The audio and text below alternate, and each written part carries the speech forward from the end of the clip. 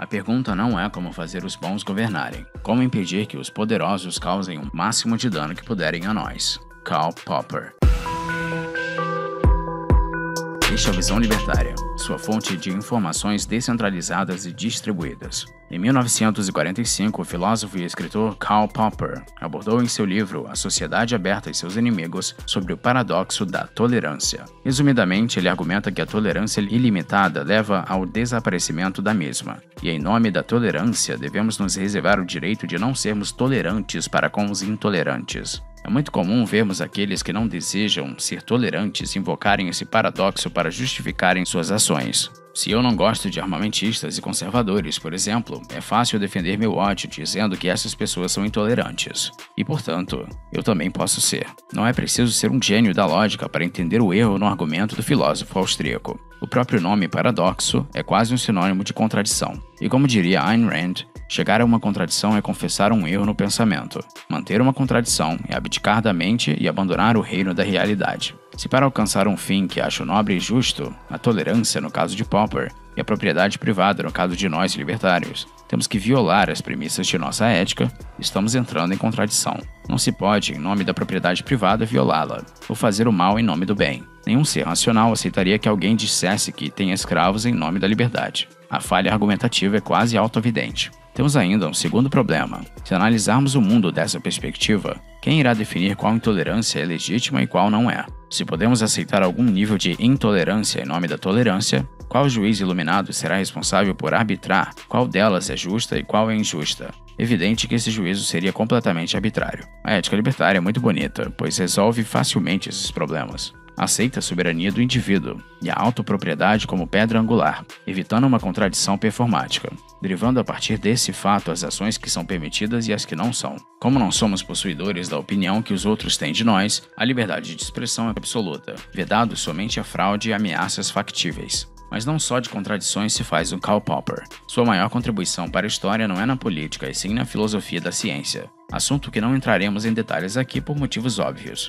Gostaria apenas de contar o evento que o fez abandonar a utopia vermelha, a qual inclusive era partidário, e abraçar o liberalismo clássico. Talvez o ditado popular seja verdade. Se você não for socialista aos 20, lhe falta coração. Se continuar socialista aos 40, lhe falta cérebro. Em 1919, os marxistas organizaram uma manifestação violenta que terminou em muitas pessoas sendo baleadas pela polícia, incluindo alguns amigos pessoais de Popper. O que ele não sabia na época era que os comunistas estavam conspirando junto ao político de extrema esquerda, Bela Kun, para tomar o poder. Os instigadores da manifestação argumentaram que essas eram mortes necessárias para alcançarem um ideal socialista, que as mortes causadas pela luta de classes seriam muito maiores do que as de uma revolução bem-sucedida, o que são algumas vidas na jornada até a minha utopia favorita, não é mesmo? Esse foi o estalo necessário para o filósofo acordar para a realidade e se voltar contra a ideologia de Karl Marx. Posteriormente, fundou junto com Milton Friedman, Friedrich Hayek e Ludwig von Mises a Sociedade Mont Pelerin, com o intuito de defender a livre expressão e o livre mercado. Esse realmente saiu da água para o vinho.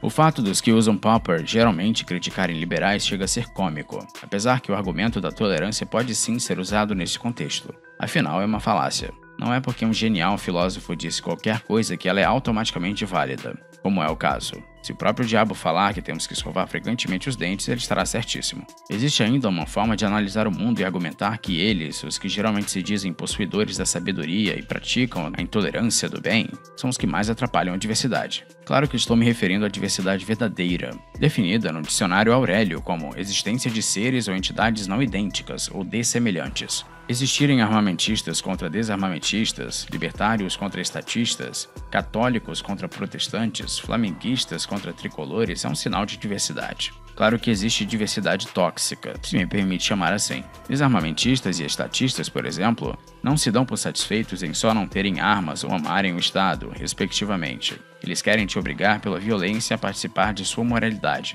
Outros casos podem apresentar pontos peculiares. Há religiões que têm o uso de alucinógenos como ponto central, vide o Santo Daime. O sul dos Estados Unidos é famoso pela sua cultura armamentista. As testemunhas de Jeová têm várias peculiaridades sobre transfusão de sangue e a participação na política. Permitir que cada cultura, povo e principalmente cada indivíduo pratique suas convicções particulares é tolerância. Proibir cada vez mais coisas em nome de um suposto bem comum usando muita estatística incerta como fundamento é intolerância. Quanto mais regras arbitrárias são criadas para cada pequeno detalhe da existência, mais as pessoas têm que se moldar a esse padrão, com medo de serem pisadas pela bota da autoridade. O triste dessa história é que a padronização parece ser cada vez mais incentivada pelo governo, e aqueles que se dizem amantes da diversidade são ao mesmo tempo os amantes da igualdade e amantes da autoridade que desejam o monopólio da moralidade. Aqui vale mais uma observação. O autor deste artigo é um verdadeiro apoiador da diversidade e da tolerância, até por uma questão evolutiva. Quanto mais variedade genética dentro de uma população, mais chance de sobreviver a diferentes ambientes ela tem.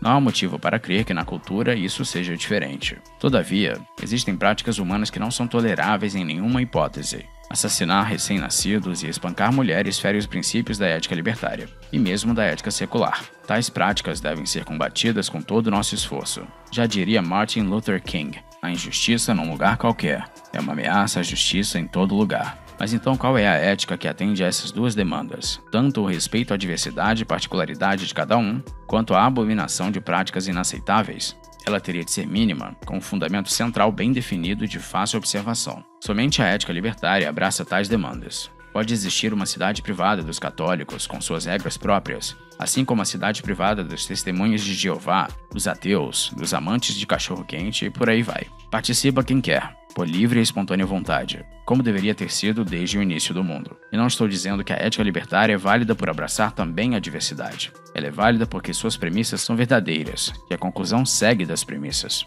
O resto é bônus. A demanda por mais diversidade e tolerância no mundo é legítima. O problema é que ela foi tomada por aqueles que apoiam a tolerância como fachada para aumentarem os poderes do Estado. Como se o Estado grande tivesse qualquer coisa a ver com a demanda dos negros, homossexuais, mulheres e demais minorias. O Estado não consegue entregar cartas no prazo, ou garantir a sua segurança. Que fé é essa que ele vai proteger os interesses desses grupos? Uma das grandes falhas dos direitistas e liberais foi permitir que o espectro esquerdo tomasse para si as demandas de grupos minoritários, fazendo o outro lado parecer o diabo encarnado. Encarando friamente a ética, não importa sua cor da pele, preferência sexual ou religião. Ninguém tem o direito de te dizer o que fazer com sua propriedade, e você igualmente não tem esse direito. A única coisa que cada um deve aos seus semelhantes é o respeito pelos seus direitos individuais. Os negativos, claro, como já foi abordado nesse canal diversas vezes. Porque ao invés de brincar de eleger meu tirano favorito, não brincamos de cada um no seu quadrado? Essa sim seria uma sociedade diversa. E muito mais importante do que isso, uma sociedade ética e justa. Eu defino uma sociedade anarquista como lugar onde não existe possibilidade legal de agressão coercitiva contra a pessoa ou propriedade de qualquer indivíduo. Murray Rothbard. Obrigado por sua audiência. Este artigo foi sugerido e escrito por Luluxo Convertido, revisado por Liberty Nacho, narrado por J. Fernandes e produzido por Peter Turguniev. Se você gostou deste vídeo, clique no ícone de curtir abaixo e compartilhe o vídeo em sua rede social. Se você deseja ser notificado de outros vídeos, clique em se inscrever e depois no ícone de campainha. Apoie iniciativas libertárias. Até a próxima.